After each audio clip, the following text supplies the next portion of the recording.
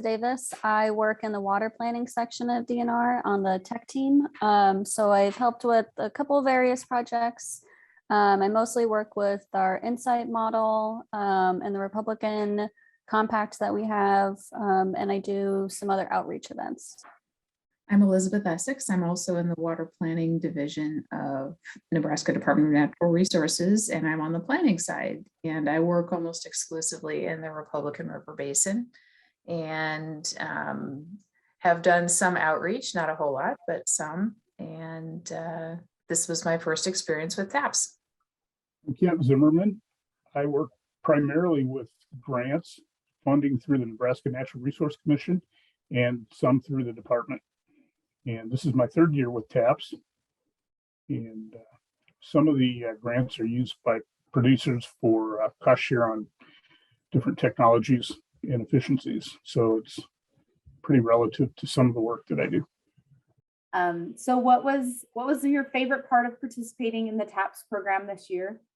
I would say also learning about some of the technology that our NRDs try to encourage producers to use. So that was very useful for me because I work a lot with the concepts, but being able to actually see things in action was very helpful and useful. Yeah, I'd have to agree with what Elizabeth said. It was really interesting to see the new technologies and then to also see what was happening instead of on the other side of the almost regulation side, data management, analyzation of being like, oh, okay. And I like how the TAPS program has adapted each year. So it's not the same thing each year. If you go to a field days this year versus last year, you're going to see different things. And so that's nice if you are a competitor at more than 1 year.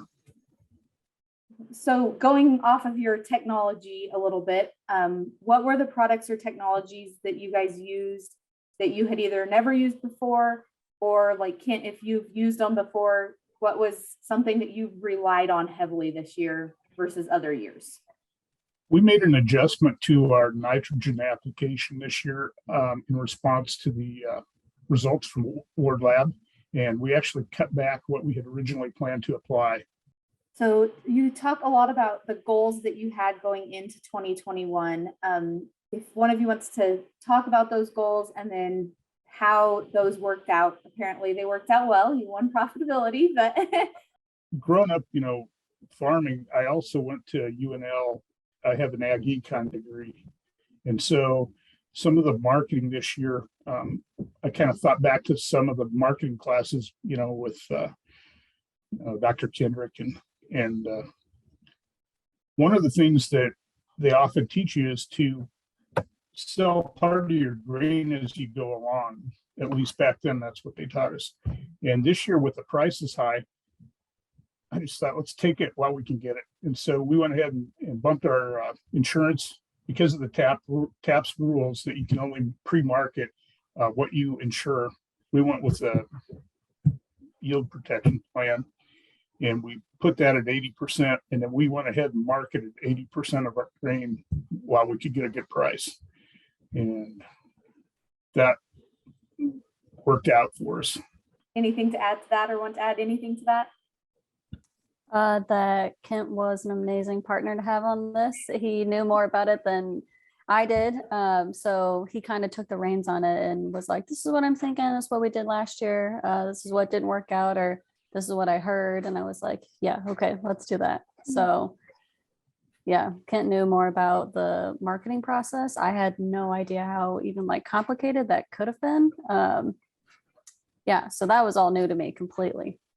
And I also think that having an experienced team member was very helpful, because when when the initial conversations were taking place about this, I thought, I am happy to help. I'm happy to learn and participate, but I have zero knowledge and I have zero experience.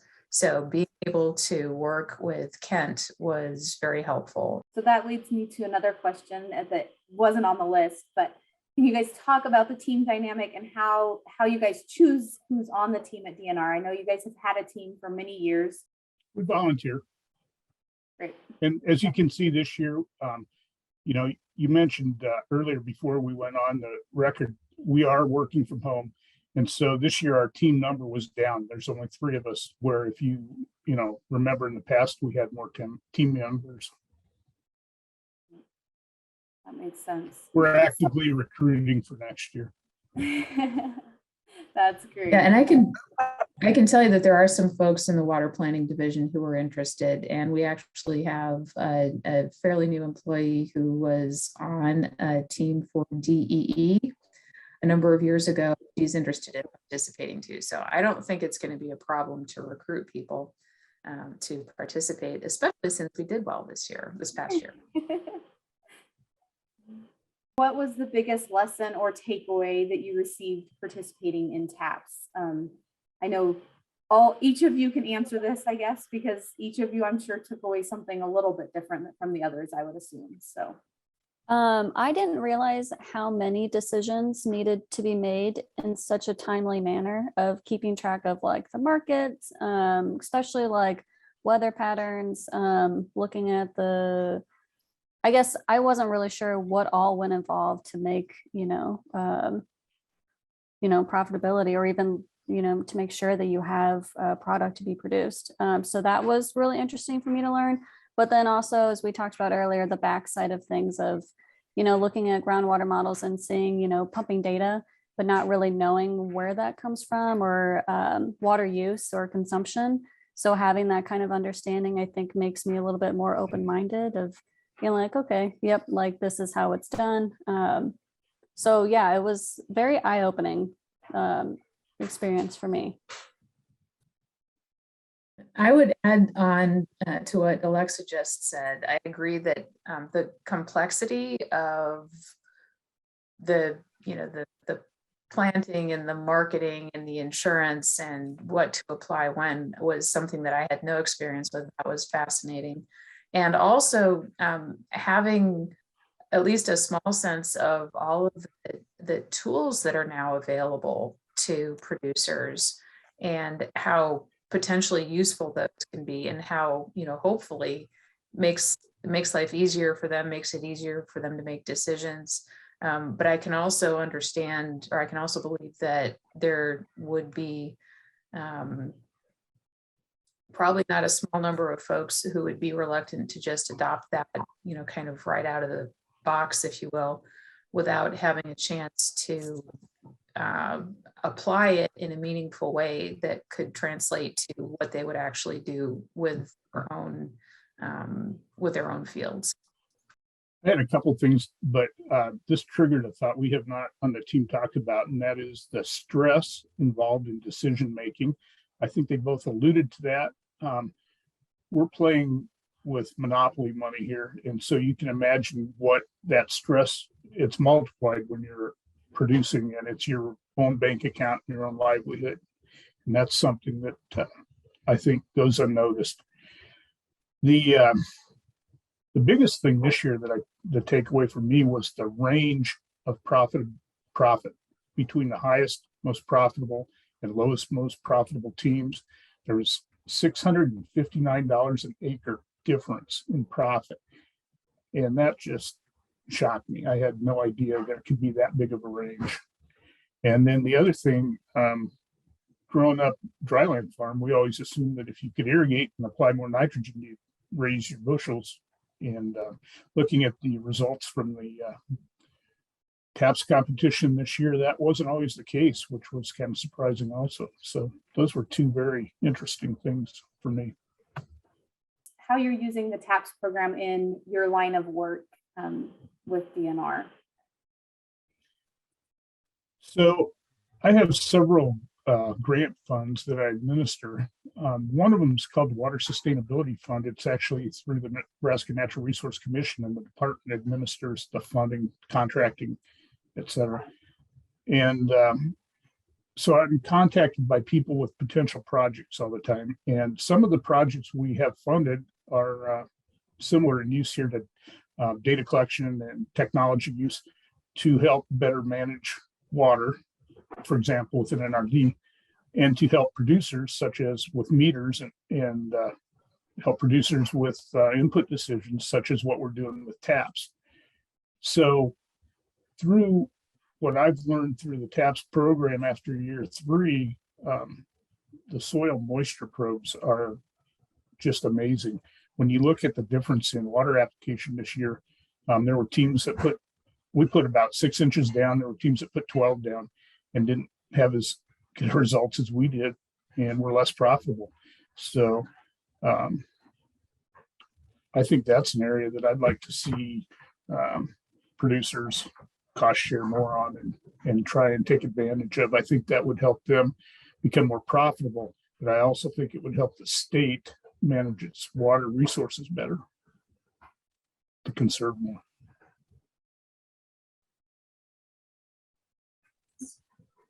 Somewhat piggybacking off of that, and this might sound narrow-minded, so I'm really sorry about it, but whenever I've done like data analysis, and there are always flaws in pumping data or quantity or reliable data, it's always frustrating on my back end to be like, okay, well, why aren't producers having the best technology that they can to like best manage their water?